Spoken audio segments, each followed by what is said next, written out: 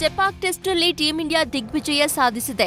ಈ ದಿಗ್ವಿಜಯಕ್ಕೆ ಮುನ್ನುಡಿ ಬರೆದಿದ್ದು ಅಶ್ವಿನ್. ಪಂದ್ಯದಲ್ಲಿ ಟಾಸ್ ಸೋತು ಬ್ಯಾಟಿಂಗ್ ಇಳಿದ ಭಾರತ ತಂಡ ಸಂಕಷ್ಟಕ್ಕೆ ಸಿಲುಕಿತ್ತು. ಫಸ್ಟ್ ಇನ್ನಿಂಗ್ಸ್ನಲ್ಲಿ 144 ರನ್ಗಳಿಗೆ 6 ವಿಕೆಟ್ಗಳನ್ನು ಕಳೆದುಕೊಂಡು ಟೀಂ ಇಂಡಿಯಾ ಮಂಕಾಗಿತ್ತು.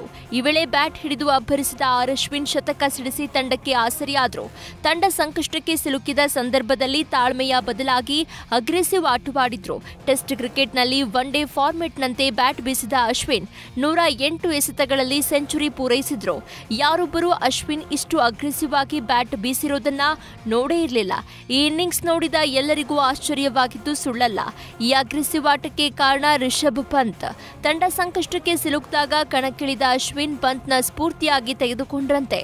ಪಿಚ್ನ ವರ್ತನೆಯನ್ನ ಗಮನಿಸಿದ ಅಶ್ವಿನ್ ಪಂತ್ರಂತೆ ಅಗ್ರೆಸಿವ್ ಆಟವಾಡಿದ್ರೆ ಮಾತ್ರ ರನ್ ಗಳಿಸೋಕೆ ಸಾಧ್ಯ. ಜೊತೆಗೆ ಎದುರಾಳಿ ತಂಡವನ್ನು ಒತ್ತಡಕ್ಕೆ ಸಿಲುಕಿಸಬಹುದು ಅನ್ನೋದನ್ನ ಅರ್ಥ ಮಾಡಿಕೊಂಡು ಅಬ್ಬರದ ಆಟವಾಡಿದ್ರಂತೆ. ಹೀಗೆ ಸೆಂಚುರಿ ಇನ್ನಿಂಗ್ಸ್ಗೆ ಪಂತ್ ಸ್ಫೂರ್ತಿಯಾದ ಕಥೆಯನ್ನ ಸ್ವತಃ ಅಶ್ವಿನ್ ಹೇಳ್ಕೊಂಡಿದ್ದಾರೆ.